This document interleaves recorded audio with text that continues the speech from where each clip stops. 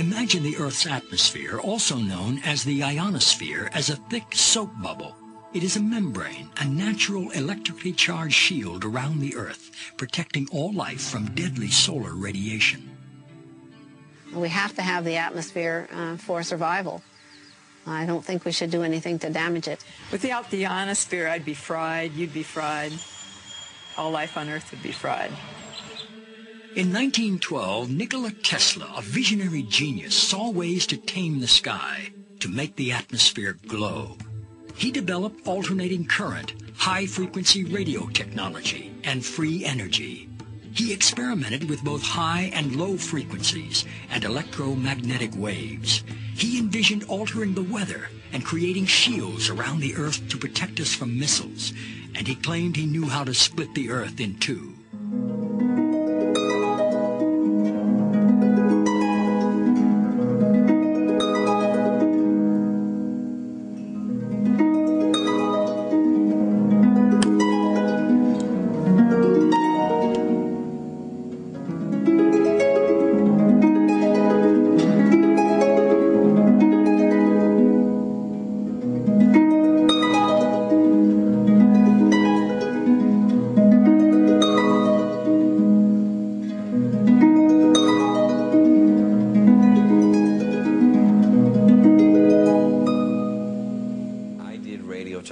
With 30 watts, looking for oil in the ground. I found 26 oil wells over a 9-state area, and 100% of the time was accurate with just 30 watts of power beaming straight into solid rock.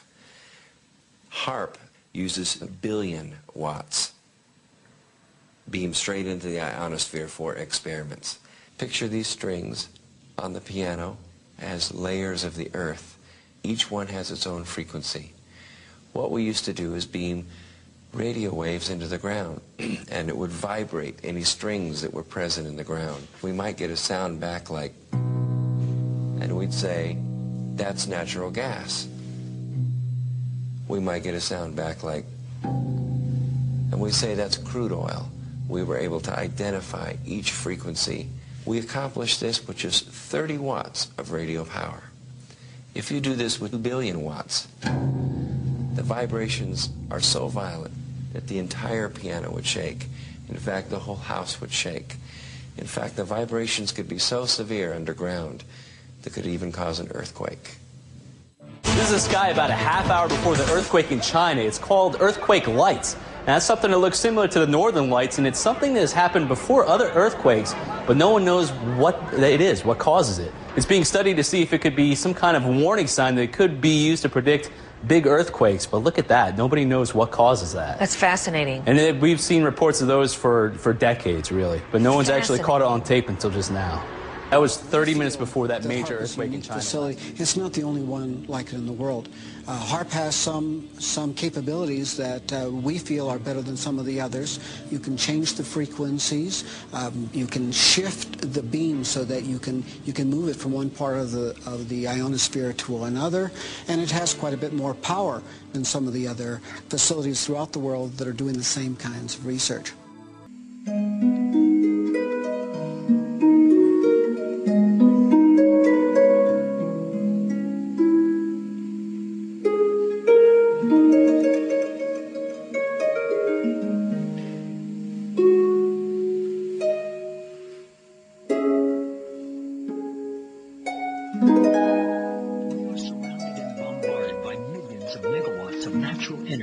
Because the sun blows a solar wind which crashes towards the Earth. Since the Earth is a giant magnet, the magnetic field called the magnetosphere protects us.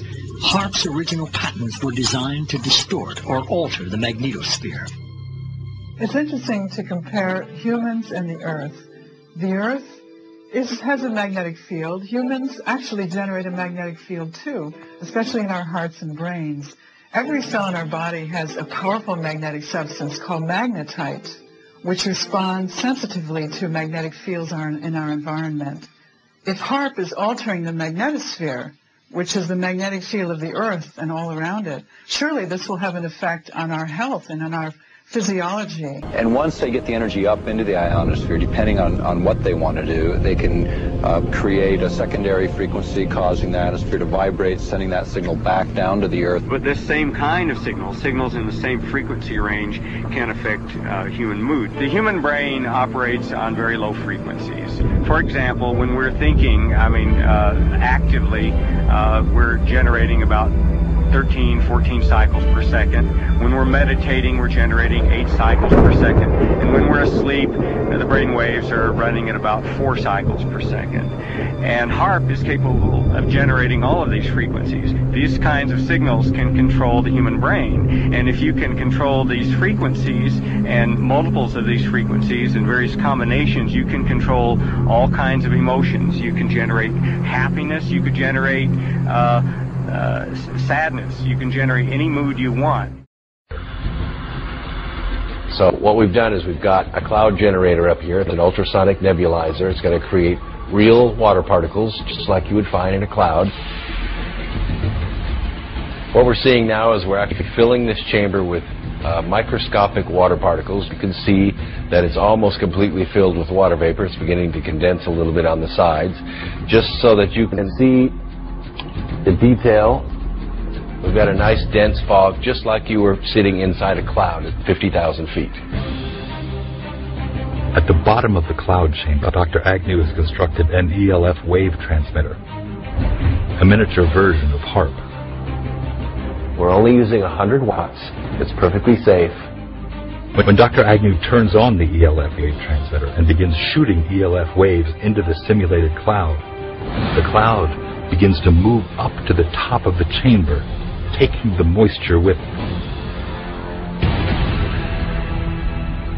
If you get down low enough, you can actually see a clear layer above the antenna. It is actually pushing these water particles up, and that's exactly how Harp works. What we've done is we've not only pushed the cloud off of the Harp antenna, but as you can see, our cloud is almost completely gone inside. Harp does exactly the same thing.